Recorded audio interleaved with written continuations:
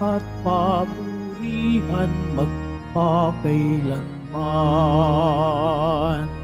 Purihin siya ay awitan at papurihan magpakailanman.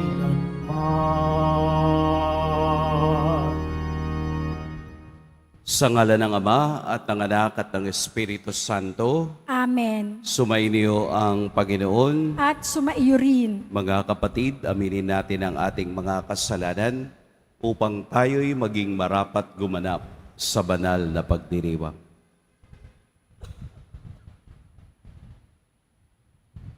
Tayo pong lahat, inaamin ko sa makapangyarihang Diyos At sa inyo mga kapatid, na lubha akong nagkasala sa isip, sa salita, sa gawa, at sa aking pagkukulang. Kaya isinasamo ko sa mahal na Birheng Maria, sa lahat ng mga anghel at mga banal, at sa inyo mga kapatid, na ako'y ipanalangin sa Panginoong ating Diyos. Kaawaan tayo ng makapangyarihang Diyos, patawarin tayo sa ating mga kasalanan, at patnubayan tayo sa buhay na walang hanggan. Amen. Panginoon, kaawaan mo kami. Panginoon, kaawaan mo kami. Kristo, kaawaan mo kami. Kristo, kaawaan mo kami. Panginoon, kaawaan mo kami. Panginoon, kaawaan mo kami. Manalangin tayo. Ama naming makapangyarihan, ang iyong dakilang pagkamaawain ay nangingibabaw sa aming ginagawang kabutihan at idinadaing na mga kahilingan. Ang kagandahang loob mo sa amin ay gawin mong mag-umapaw upang ang kasalanang ipinangangambang ihingi ng kapatawaran ng budhi naming takot na ikaw ay lapitan, ay iyong patawarin ng lubusan, at ang ipinag-aalangan naming hilingin sa pagdarasal ay iyong pagbigyang aming makamtan sa pamamagitan ni Hesukristo kasama ng Espiritu Santo magpa sa walang hanggan. Amen. Magsiupo muna ang lahat. Pagbasa mula sa sulat ni Apostol San Pablo sa mga taga-Galasya. Mga kapatid, makalipas ang 14 na taon, muli akong pumunta sa Jerusalem na kasama sina Bernabe at Tito. Nagbalik ako sapagkat ipinaalam sa akin ng Diyos na dapat na akong pumaroon. Nakipagpulong ako ng salirinan sa mga pangunahin sa simbahan at ipinaliwanag ko sa kanila ang mabuting balita ng kaligtasan na ipinangangaral ko sa mga hentil. Ginawa ko ito sapagkat ayokong mawala ng kabuluhan ang aking pagpapagal sa nakaraan at sa kasalukuyan. Sa halip, kinilala nilang ako'y hinirang ng Diyos upang mangaral ng mabuting balita ng kaligtasan sa mga hentil, tulad din ng pagkahirang kay Pedro upang mangaral ng mabuting balita ng kaligtasan sa mga Hudyo.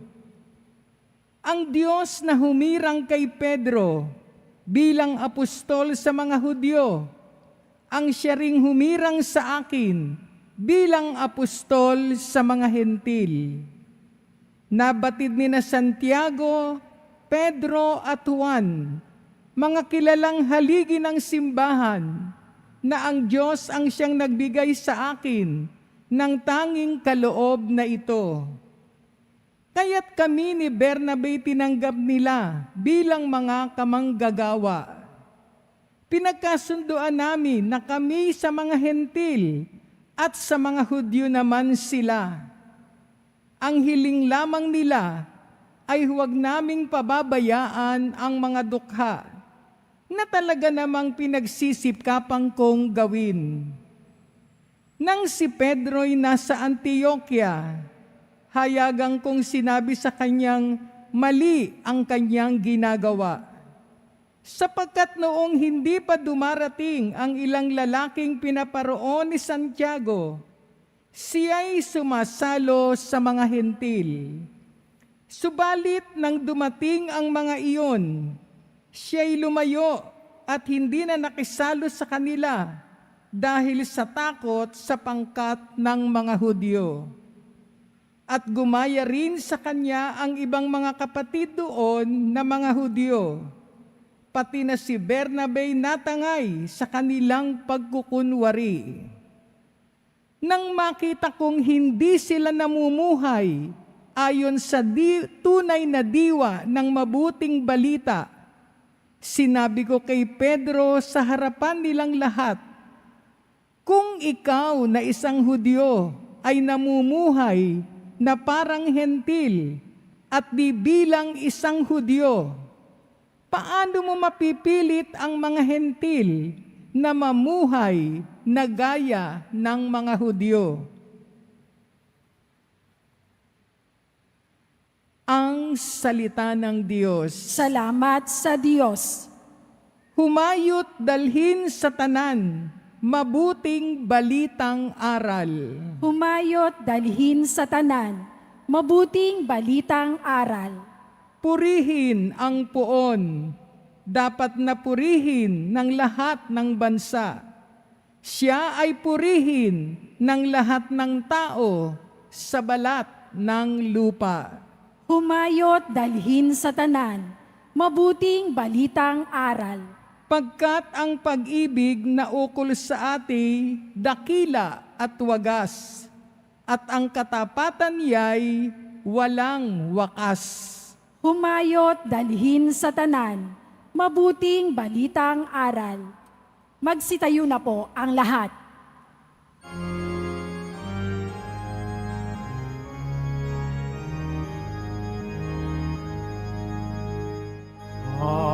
Hallelujah,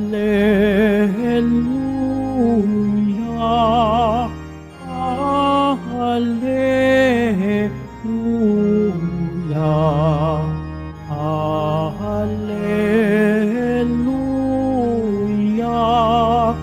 Hallelujah.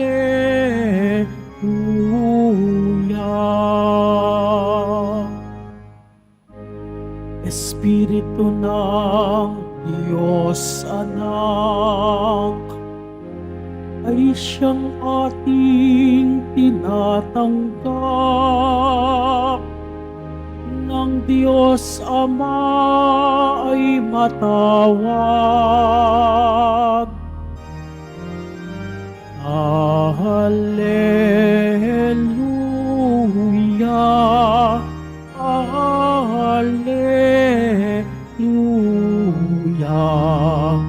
Hallelujah, Hallelujah.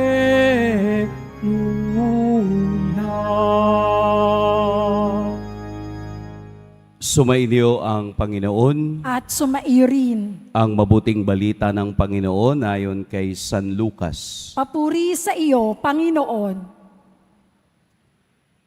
Minsan, nananalangin si Jesus.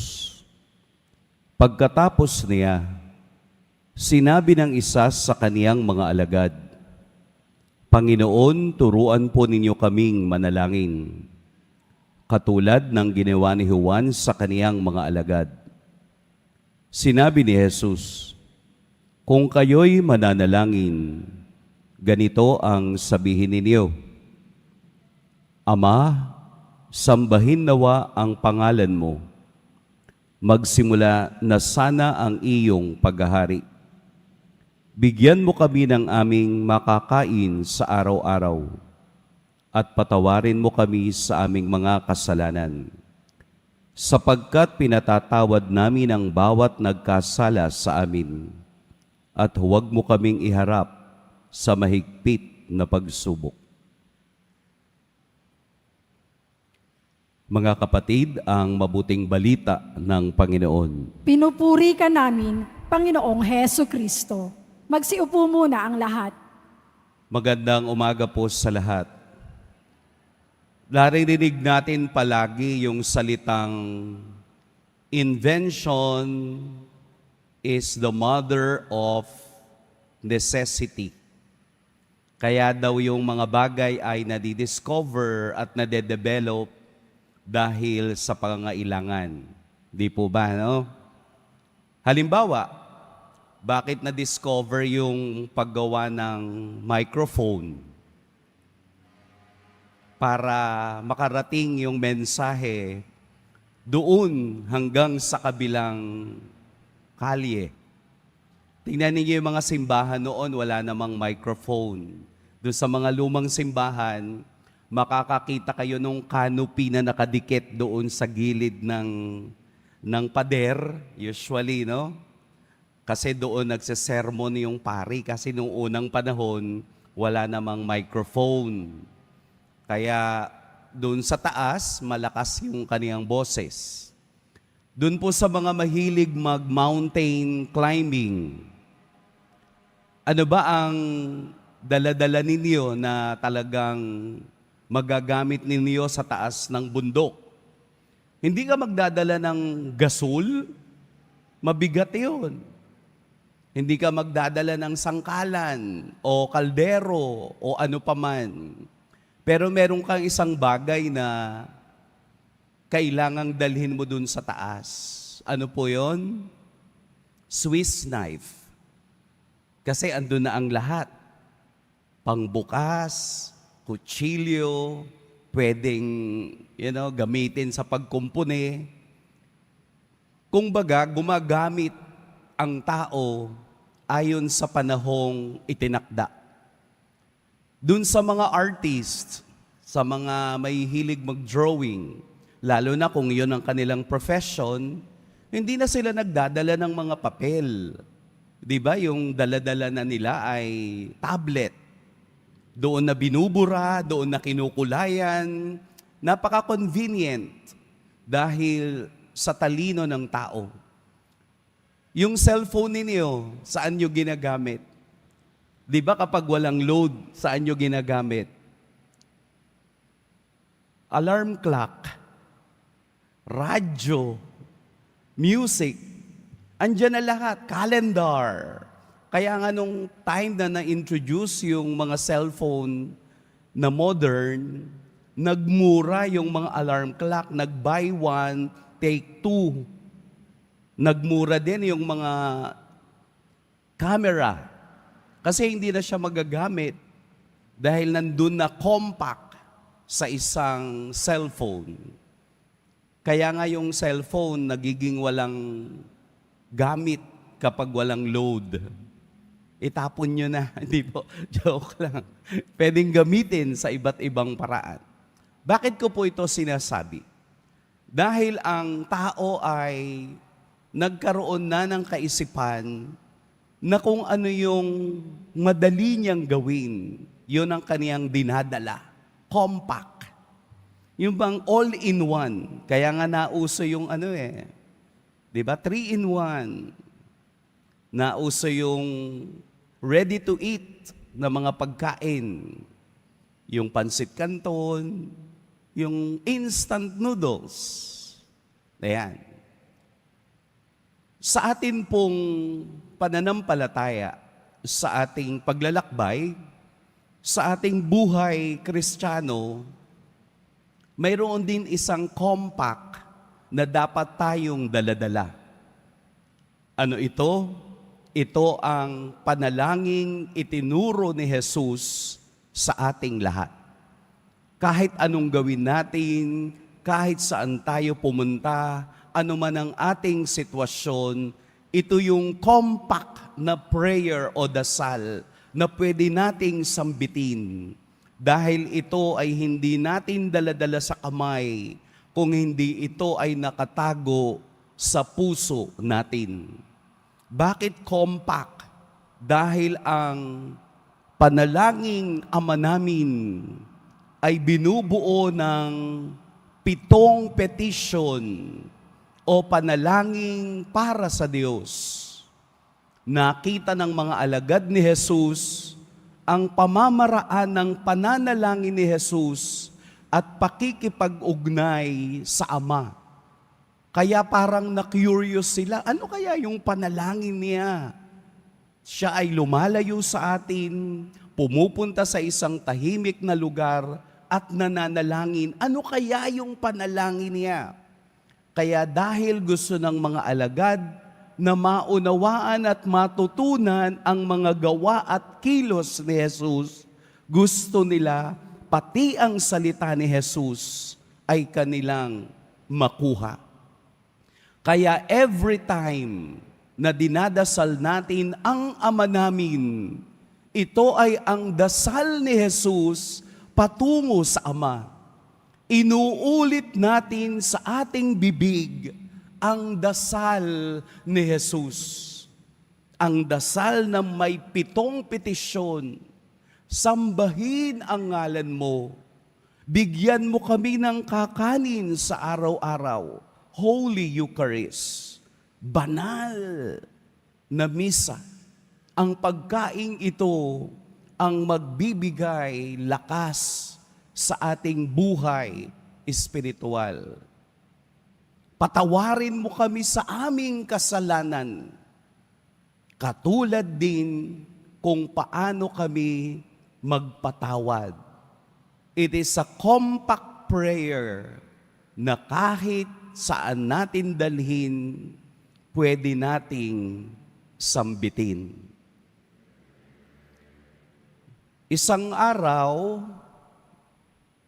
ako po ay nakapagbigay ng seminar. Habang nagsiseminar, lumindol. Kaya yung chandelier, talaga pong gumalaw. Alam mo yung mga tao, anong ginawa? Ano po ang unang ginagawa kapag lumilindol? Tumatakbo. Di po ba? Nagkakagulo yung tao. Tsaka ako sinigaw, Our Father, who art in heaven. Tsaka sila nagluhuran. Ibig sabihin po, anuman ang ating sitwasyon at karanasan, saan ka man abutan ng pagkakataon, always pray, Our Father. Pag aalis kayo sa bahay, pray, Our Father. Kapag bago kayo matulog, pray, Our Father. Paggising sa umaga, pray, Our Father. Kasi compact, tapos na, buo na, wala ka nang gagawin. Ilalagay mo lang sa bibig mo ang salita ni Jesus at ito'y mauunawaan na ng Ama nating nasa langit.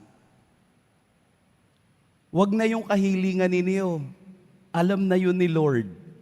Samahan mo ng Ama namin and that will be 100% effective sa tenga ng Diyos. Sa pagdarasal ng Ama namin na ito, isipin nating ginagaya natin, kinukuha natin, niyayakap natin, isinasadiwa natin kung sino si Kristo. Gagaya din man lang tayo, di gayahin na natin ang orihinal at pinanggagalingan ng kabanalan. Walang iba kung hindi ang ating Poong Jesus Nazareno. May nabasa ako na isang storya. May isang nanay na nagdadrive at meron siyang katabing anak. Umulan ng malakas at upang makita ang daan, kailangan buksan yung wiper. So nagulat yung nanay dahil tinanong nung anak, ang galing no? Habang papalakas ang ulan, nililinis naman ng wiper yung ating sasakyan para makita natin ang daan. Ganyan po ang Diyos. Habang umuulan ng kasalanang ating ginagawa, nililinis niya ang daan upang tayo'y makarating sa kaniyang kaharian. Kaya ibinibigay ng Diyos ang sakramento ng banal na pangungumpisal upang makita natin ang daan kahit na umuulan dahil binibigyan tayo ng Diyos ng pag-asa na sa bawat kasalanan ay may kapatawaran. Tingnan po natin ang biyaya ng Diyos. Tingnan po natin ang awa ng Diyos.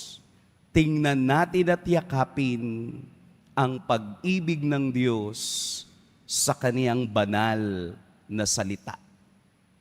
Dahil ang may relasyon lamang sa Diyos, ang may karapatang tumawag ng Ama namin.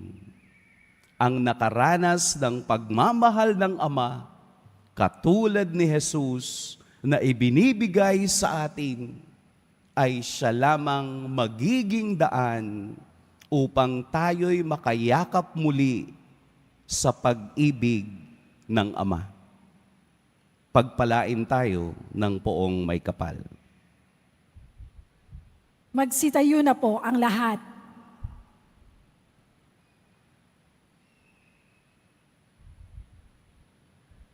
Minamahal kong mga kapatid, manalangin tayo sa Amang nasa langit na mayroong ganap na pananalig sa Kaniya.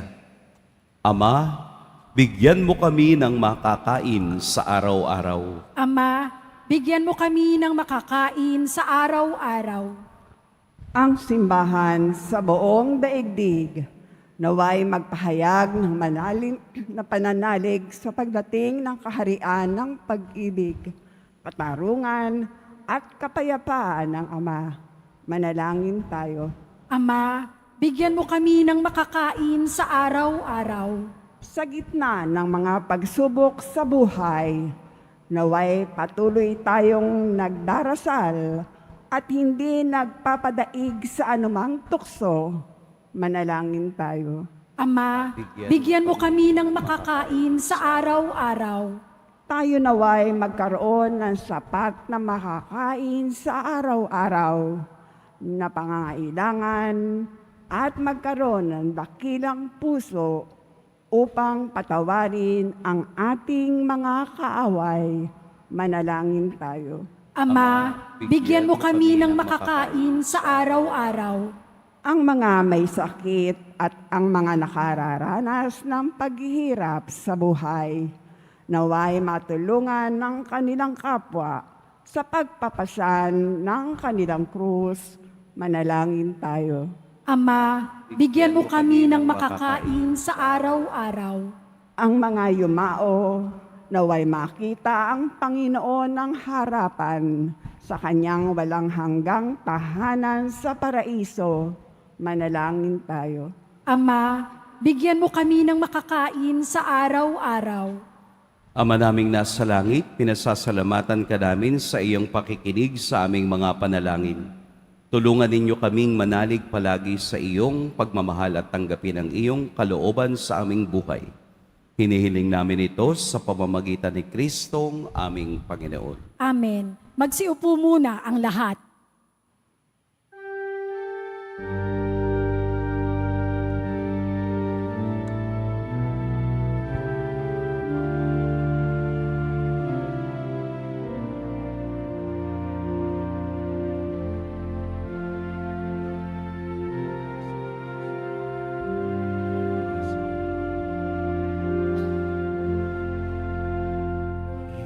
Itong tinapay at alak na mula sa'yo, muling ihahain sa kabutihan mo. Tulin at tanggapin alay sa'yo. Pasasalamat ng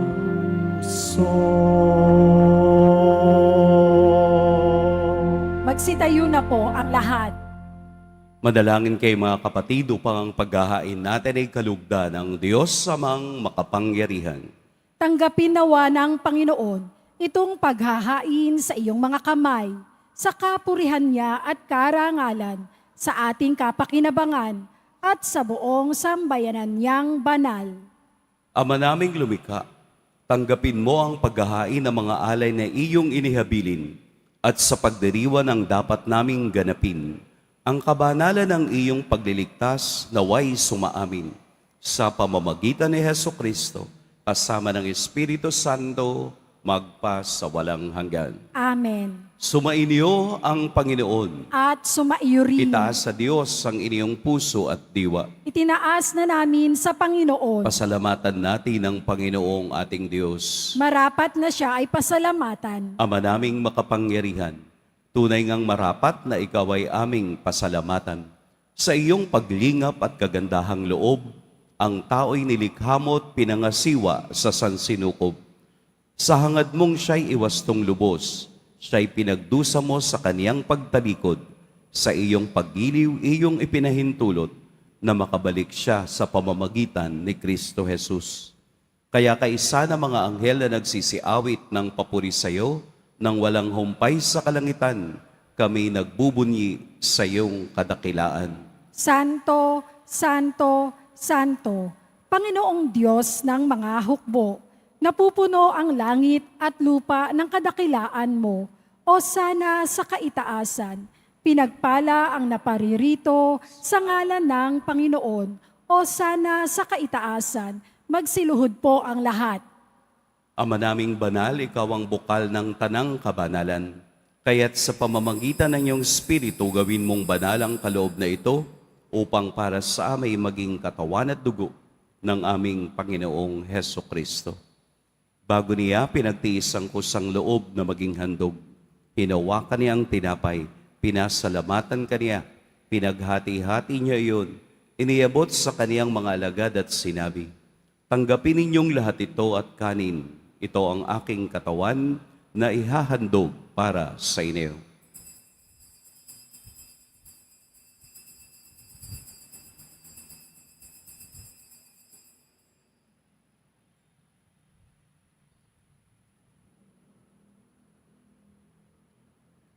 Gayun din naman noong matapos ang hapunan, hinawakan niya ang kalis, muli kaniyang pinasalamatan, inabot niya ang kalis sa kaniyang mga alagad at sinabi, tanggapin ninyong lahat ito at inumin, ito ang kalis ng aking dugo, ng bago at walang hanggang tipan, ang aking dugo na ibubuhos para sa inyo at para sa lahat, sa kapapatawad ng mga kasalanan.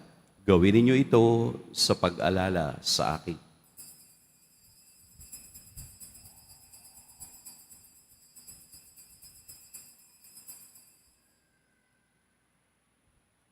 Magsitayo na po ang lahat. Ipagbunyi natin ang misteryo ng pananampalataya. Si Kristo'y namatay, si Kristo'y nabuhay, si Kristo'y babalik sa wakas ng panahon. Ama, ginagawa namin ngayon ang pag-alala sa pagkamatay at muling pagkabuhay ng iyong anak. Kaya't iniaalay namin sa iyo ang tinapay na nagbibigay buhay at ang kalis na nagkakaloob ng kaligtasan. Kami nagpapasalamat dahil kami iyong minarapat na tumayo sa harap mo para maglingkod sa iyo.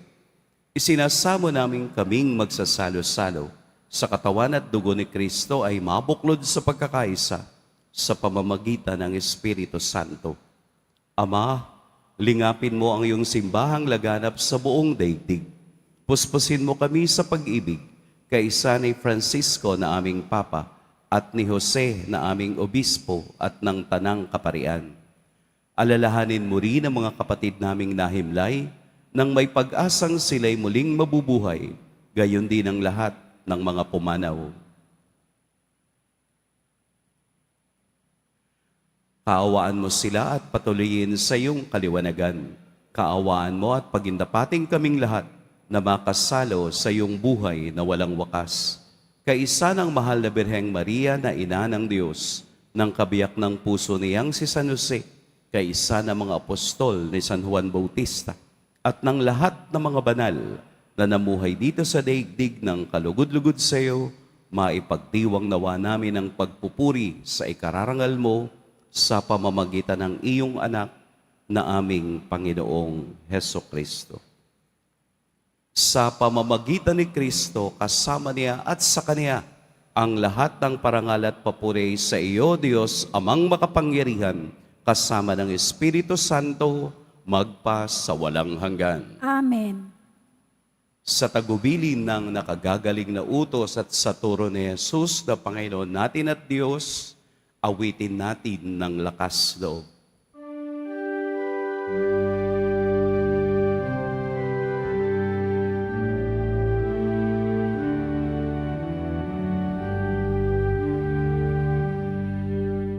Ama namin, sumasalangit ka, sambahin ang ngalan mo, mapasa amin ang kaharian mo, sundin ang loob mo. Dito sa lupa para ng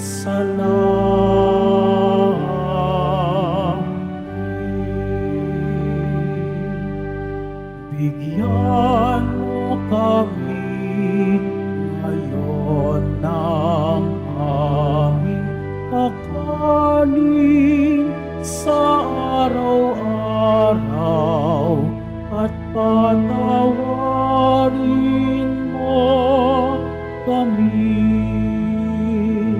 sa aming mga sala para ng pagpapatawad namin sa nagkakasala sa amin, at huwag mo kaming ipaintulot sa tukso, at iadya mo kami sa lahat ng masama.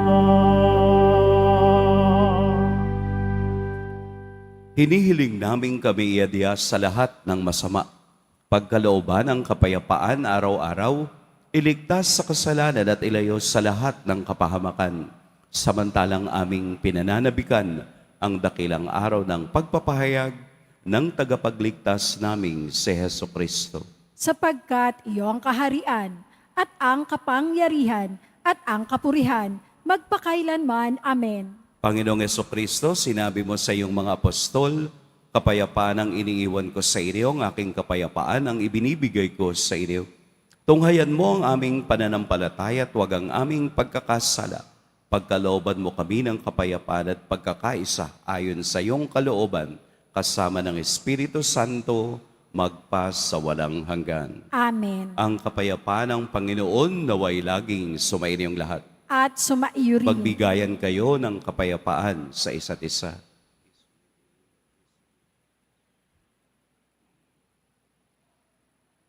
Kordero ng Diyos na nag-aalis ng mga kasalanan ng sanlibutan, maawa ka sa amin. Kordero ng Diyos na nag-aalis ng mga kasalanan ng sanlibutan, maawa ka sa amin. Kordero ng Diyos na nag-aalis ng mga kasalanan ng sanlibutan, ipagkaloob mo sa amin ang kapayapaan, magsiluhod po ang lahat. Narito si Jesus, ang ating tunay na pagkain at tinapay na bumaba mula sa langit.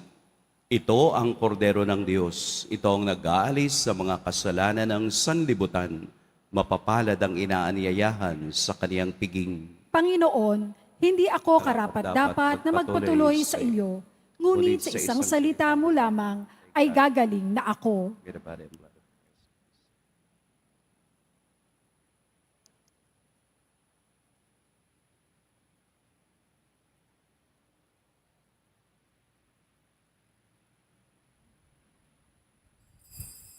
Para sa lahat ng tatanggap ng banal na komunyon, Sasagot po tayo ng amen, pagkasabi ng pari o ng lay minister ng katawan ni Kristo at isubo agad sa bibig.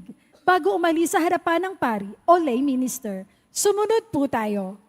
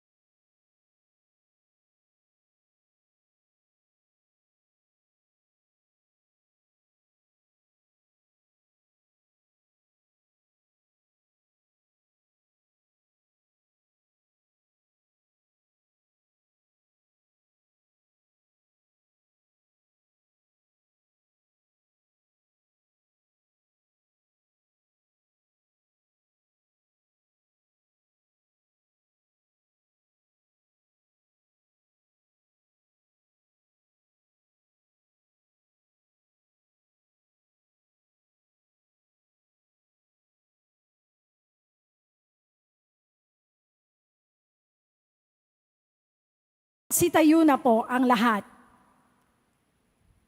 Manalangin tayo.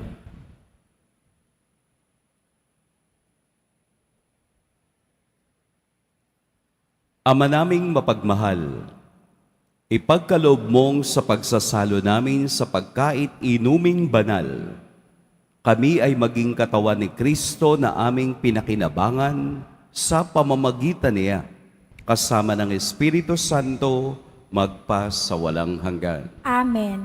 Sumainyo ang Panginoon. At sumaiyo rin. Yumuko kayo para sa pagbabasbas. Mahal na poong Jesus Nazareno, inihayag mo sa pamamagitan ng krus ang walang maliw na pag-ibig ng Diyos sa sangkatauhan. Pakinggan mo po ang kahilingan ng iyong angkan na nagsusumamo sa iyo. Makamtanawa nila ang iyong katugunan at tanggapin ang kasagutan na may utang na loob na tinatanaw. Basbasan din po ninyo ang mga daladala nilang mga imahen at dasalan. Sa pamamagitan ng bendisyon na ito, naway maalala nila mga pangako nila noon sa binyag na ikaw ang kanilang iibigin at paglilingkuran bilang Panginoon magpa sa walang hanggan. Amen. At pagpalain kayo ng makapangyarihan at mapagmahal na Diyos, ang Ama at Anak at Espiritu Santo. Amen. Tapos na ang ating pagdiriwang, humayo kayong taglayang kapayapaan ng poong Jesus Nazareno. Salamat sa Diyos.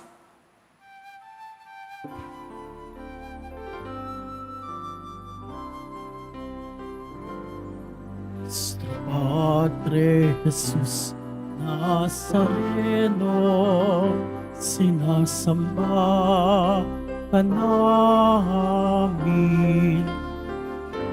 Pinipintuho ka namin. Aral mo ang aming buhay at kaligtasan.